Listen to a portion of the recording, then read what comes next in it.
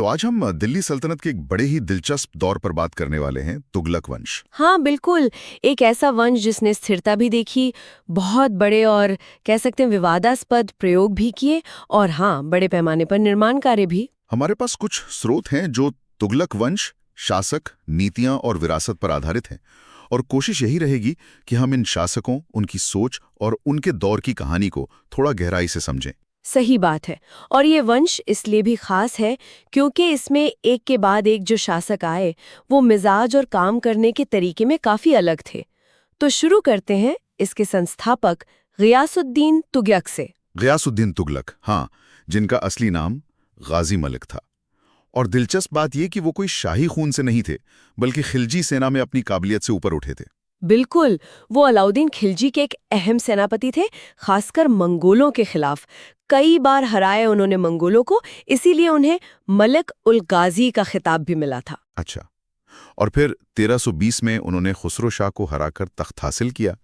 तो सुल्तान बनने के बाद उनकी नीतियां कैसी रहीं? क्या खिलजी वाली सख्ती जारी रखी? नहीं, उन्होंने थोड़े कह सकते हैं नरमी दिखाई, खासकर किसानों के मामले में। भू राजस्व को थोड़ा कम किया, उपज का 15 से 13 के बीच रखा, और अकाल वगैरह पड़ने पर टैक्स माफ भी कर दिया। हाँ, कुछ सजाओं को भी खत्म किया। हालांकि गंभीर अपराधों पर सख्ती थी, मतलब एक मजबूत लेकिन थोड़ी उदार शुरुआत दी उन्होंने। लेकिन इनके बाद जो आए, मोहम्मद बिन तुगलक, वो तो बिल्कुल ही अलग किस्म के शासक थे। मतलब बहुत पढ़े लिखे, कई जबानों के जानकार। हाँ, खगोल शास्त्र, गणित, चिकित्सा, कहते सल्तनत के सबसे विद्वान सुल्तानों में से एक थे वो। तो क्या उनकी ये विद्वत्ता उनके शासन में नजर आई? आई तो, लेकिन शायद उस तरह से नहीं जैसा उन्होंने सोचा होगा। देखिए, उनके इरादे बड़े थे। कृषि सुधार के लिए दीवाने आमीरे कोही नाम का एक विभाग बनाया। मकसद था खेती को बढ़ावा देना। ये तो अच्छा विचार लगता है। विचार तो अच्छा था, पर उनकी दूसरी योजनाएं वो ज्यादा चर्चा में रहीं और ज्यादातर असफल, जैसे राजधानी को दिल्ली से देवगिरी यानी दौलताबाद ले जाना। हाँ, वो तो बहुत बड़ा कदम था, सैकड़ों मील दूर। क्यों किया था ऐसा, और क्यों फेल हुआ? कारण तो कई बताए जाते हैं। कुछ कहते हैं मंगोल हमलों से बचने के लिए, कुछ कहते हैं कि वो दक्षिण भारत पर बेहतर नियंत्रण चाहते थे। पर दिल्ली से पूरी आबादी को वहां ले जाना वो बहुत मुश्किल साबित हुआ। लोग तैयार नहीं थे, रास्ता कठिन था, बहुत नुकसान हुआ। और फिर वो सांकेतिक मुद्रा वाली बात, तांबे और कांसे के सिक्के। हाँ, वो भी एक बड़ा प्रयोग था।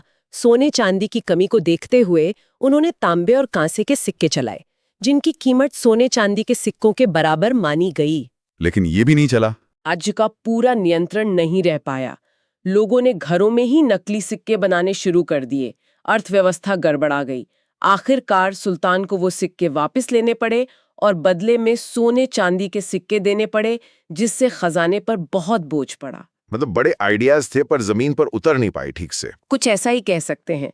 बर्नी उनकी खुरासान और कराचील सैनिक अभियानों का भी जिक्र करते हैं, वो भी कामयाब नहीं हुए। अच्छा, और इसी दौर में वो मशहूर यात्री इब्न बतूता भी तो आए थे मोरक्को से। हाँ बिल्कुल, मोहम्मद बिन तुगलक ने उनकी विद्वत्ता से प्रभावित होकर उन्हें दिल्ली का काजी बना दिया था।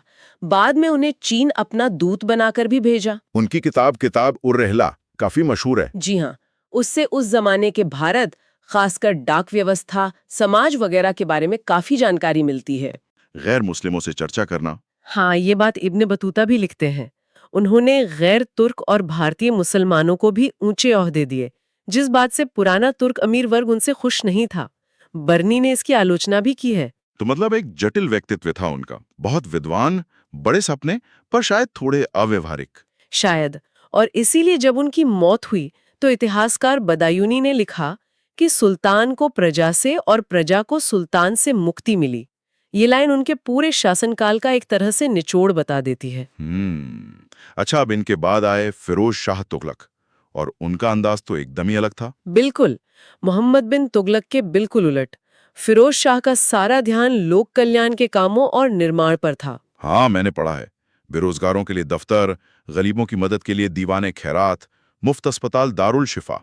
जी, और यहाँ तक कि राज्य के खर्चे पर लोगों को हज पर भेजना। उन्होंने वाकई में वेलफेयर पर बहुत जोर दिया। और निर्माण कार्य, नहरें खुदवाईं, शहर बसाए। हाँ, ये उनका एक बहुत बड़ा योगदान है। उन्होंने सिंचाई के लिए कम से कम 5 बड़ी नहरें बनवाई, जैसे यमुना से हिसार तक, सतलज से घग्घर तक। इससे खेती को बहुत फायदा हुआ। अच्छा। और कई शहर बसाए, हिसार, जौनपुर, फिरोजपुर, फिरोजाबाद। करीब 300 नगरों का जिक्र मिलता है। मस्जिदें, मदरसे, महल, अस्पताल, बाग, एक पूरा लोक निर्माण विभाग ही बना दिया था इसके लिए। कमाल है। पर इन सब कामों के लिए पैसा कहाँ से आया? मतलब मोहम्मद बिन तुगलक के वक्त तो खजाना काफी खाली हो गया था। हाँ, तो उन्होंने टैक्स व्यवस्था में कुछ बदलाव किए।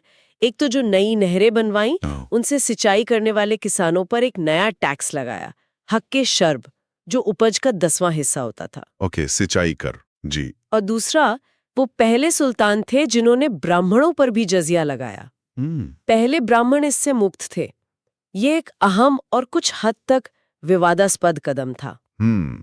ये बात ध्यान देने वाली है। और कहते हैं उन्हें गुलामों का बहुत शौक था। हाँ, बहुत ज्यादा। कहा जाता है कि उनके पास करीब 1,80,000 गुलाम थे। उनकी देखभाल और प्रबंधन के लिए एक अलग विभाग, दीवाने बंदगान भी बनाया गया था। 1,80,000, ये तो बहुत बड़ी संख्या है। जी हाँ, ये उनके शासन का एक और पहलू है। और उन्होंने अशोक के स्तंभों को दिल्ली मंगवाया, मेरठ और टोपरा से। हाँ, ये भी किया।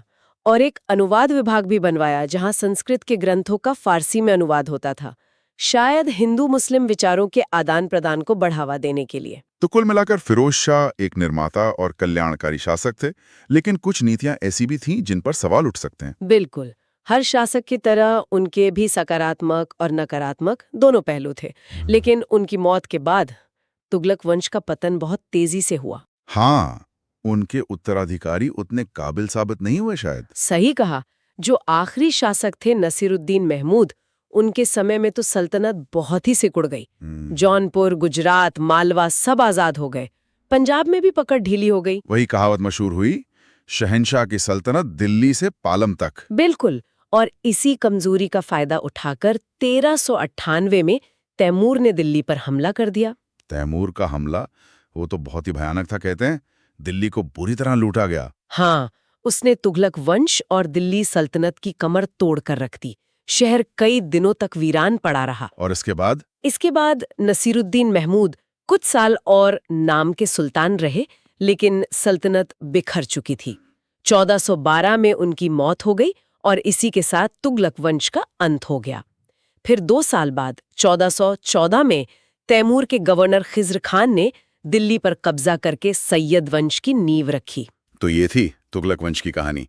गियासुद्दीन की स्थिरता से शुरू होकर मोहम्मद बिन तुगलक के बड़े महत्वाकांक्षी लेकिन अक्सर असफल प्रयोगों से गुजरती हुई, और फिर फिरोज शाह के व्यापक निर्माण और कल्याण कार्यों तक पहुंचती हुई, और अंत में आंतरिक कलह और बाहरी आक्रमण के कारण खत्म हो जाती है। वाकई एक ही वंश में इतने अलग अलग रंग के शासक देखना दिलचस्प है। हाँ, और यही बात इतिहासकारों को आज भी सोचने पर मजबूर करती है।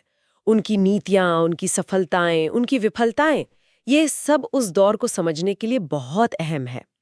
जैसे ये सोचना कि अगर मोहम्मद बिन तुगलक की कुछ योजनाएं, मान लीजिए सांकेतिक मुद्रा वाली, अगर वो कामयाब हो जाती तो क्या होता? इतिहास शायद कुछ अलग होता।